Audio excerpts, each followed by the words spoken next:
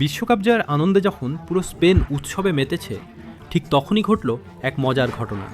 স্পেনের দুই তরুণ তারকা ফাবিয়ান রুইস ও গাভিকে সংবর্ধনা দিতে গিয়ে ভক্তরা উপহার দিলেন টমেটো। শুনতে অবাক লাগলেও ঘটনাটি সত্যি। স্পেনের ঐতিহ্যবাহী লা টোমাটিনা উৎসবের প্রতীক হিসেবে এই টমেটো উপহার দেওয়া হয়। বিশ্বকাপ জয়ের আনন্দকে দেশের ঐতিহ্যের সঙ্গে মিলিয়েই এমন ব্যতিক্রমী আয়োজন করেন সমর্থকেরা। হাতে টমেটো নিয়ে হাসতে দেখা যায় রুইস ও গাভিকে।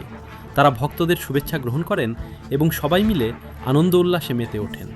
মুহূর্তের মধ্যেই সেই দৃশ্য ছড়িয়ে পড়ে সামাজিক যোগাযোগ মাধ্যমে। হাজার হাজার ফুটবলপ্রেমী এই ভিন্নধর্মী উদযাপনের প্রশংসা করেন।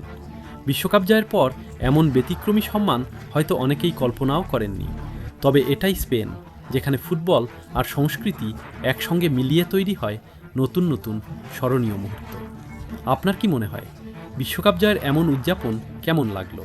কমেন্টে অবশ্যই জানান। আর ফুটবলের সব বড় খবর সবার আগে পেতে প্লে নিউজ বিডি এর সঙ্গে থাকুন।